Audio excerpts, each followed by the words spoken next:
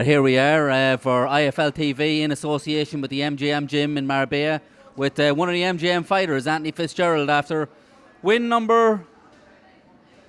How many wins is that now, Fitzer? 17. Win number 17 at Aston Villa's ground in the whole suite against a durable enough, who's very rarely stopped, Harry Matthews. But you look like you put in a good session there over 4 rounds. Yeah, it wasn't meant to be a 6-rounder, but the ref came out and said shake hands. I don't know why, because he wasn't doing 6 rounds with me. Like he was out on his feet there, so I don't think he wanted to do the 6 rounds, to be honest.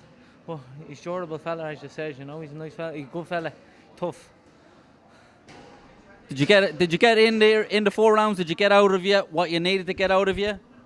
No, not really. No, I just practiced a few shots that I was working with Seamus and Stephen in the gym. The two of them, and they were practicing, and they were working lovely with Matthews there. I was catching them lovely with right hands to the body, then I was catching them with straight rights to the head. To be honest, I don't know how he didn't go down. Before we get on to the real subject that we really want you to get a little bit saucy about and start talking about August 30th, we'll talk about your move over to the MGM gym in Marbella. How's that suiting you? Well, I think it's the best thing I'm after doing. Well, other than having me 2 kids, I think it's the best thing I'm after doing, you know, is moving over there with Seamus and Daniel and the lads are in the gym, because it's the best thing that I could have done, you know. Why is that, like? Because they had me busy. They can't do enough for me at the minute. Like, I'm learning all the time. It's just, there's not enough things I can say about them, you know. They're after doing that much for me. So it's not just diet, it's training, it's more fights? I don't mind the diet or the fights and what have you. It's a family now. I'm after moving in with a family now over there in Spain. Like, when I went over, I knew I was going to be looked after. There's I have cousins that live over there, so I knew I was going to be looked after. I knew Daniel and I knew all the lads. I knew Seamus and I knew Matthew, so I knew I was going to be looked after. But I didn't think the way I'm being looked after, I was going to be looked after that much. So we'll move on to August the 30th. Finally announced. A fight that Irish boxing fans have been waiting for 5 years, maybe 4 or 5 years. Spike O'Sullivan versus yourself. I don't know if there's going to be a title on the line. Maybe we'll find out in due course. But tell us a little bit about the history of that fight, because a lot of English viewers on this channel won't know what I'm talking about. What is the story with you and Spike? Well, I had the super middleweight. I wanted to box for the middleweight title when he had it, and he wouldn't defend it against me. So I had to move on then, and I boxed for the super middleweight one.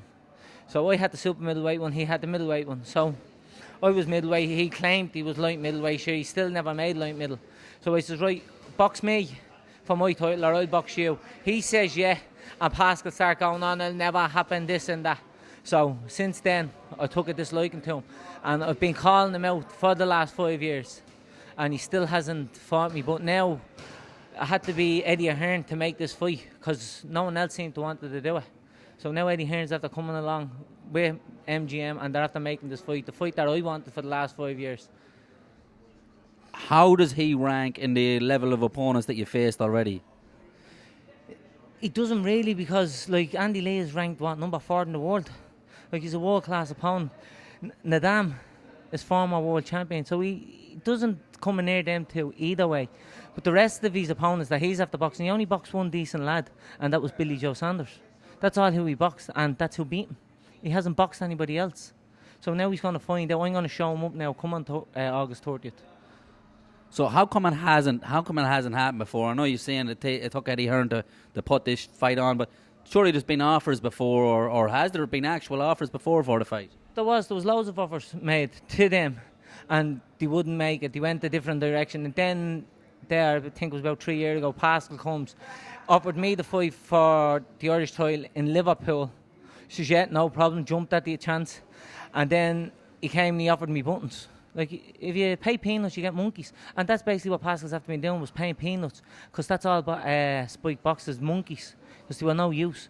And then he came then, and he was offering me peanuts. It wasn't even half of a purse that you'd get for an Irish title. And then to box for an Irish title in England. It doesn't work like that. Like, it's like an Englishman going into Ireland and boxing for an English title. It doesn't make sense. Or an Australian guy coming back and boxing in Dublin for an Australian title. What sense does it make? There's been a lot of bad blood. There's been a lot of things said by both of you to each other. Is there a level of respect there for him, or is it gone a little bit past that and you just really want to maybe do a little bit of damage? Well, respect will go out the window. As soon as them gloves go on, I've no respect for anybody that I step into the ring with. But after the fight, everybody deserves respect. Anybody that steps into that ring deserves respect. But as it stands, no respect. Is it true that you went down to Cork one day to seek out a fight with him? Yeah, that was the time when I had the super middle and he had the middle. And I climbed into the ring, I asked him to box me. And he says, yeah, I'll fight you now. He says, yeah, lovely, let's go. Tried to put on a pair of gloves and I was dragged out. And Pascal then started roaring and shouting at me saying it'll never happen. When I was in America, this never went on. We're not in America, we were in Cork. So that's how it didn't. That's where it's all after coming from. So do you think that he saw that as a pretty disrespectful move by yourself? You saw that as you just trying to get the fight on. Is that really where it sort of bubbled up between the two of you? I think so, yeah. I think that's exactly where it came, yeah. And then I was used to sparring before that. So, I don't know. I think it just started there. So now it's on, August the 30th, National Stadium, on the undercard of Matthew Macklin. Do you reckon it could sell? It probably does. It could do top of the bill itself, but you reckon it could sell out the National Stadium on its own? It sell out the stadium easily on its own. There's just nobody in Dublin that'll put it on. But easily enough that'll sell the stadium. And then there's Luke Keeler on the bill. He'll sell. So them two fights alone are sold. But no one would put it on. Now it's on. So I have the Matthews fight out of the way. I can look forward now to the Spike fight now. It's been a while since you had a meaningful fight in Dublin. You're really delighted to get this one back? You know, you're back in a good gym. You look like you're in good shape, coming off another win back in Dublin in a big, meaningful fight with potentially an even bigger one down the line in November. Yeah, I always look forward to boxing in Dublin because I have all them crazy bunch coming with me as well, you know. And that's in my hometown as well. Like, he's coming from Cork to box me in my town. No ways he beat me. So, it's the last time I was to box in Dublin, I had to pull out with a trapped nerve in my neck. That's all sorted now, so delighted now just to move on now and beat Spike then and move on then for the undercard of Matthew and hopefully whoever he has then in December. Well, listen, congratulations on your win. Good luck in your next fight, and I hope it's a smasher. Cheers, thanks very much. Len.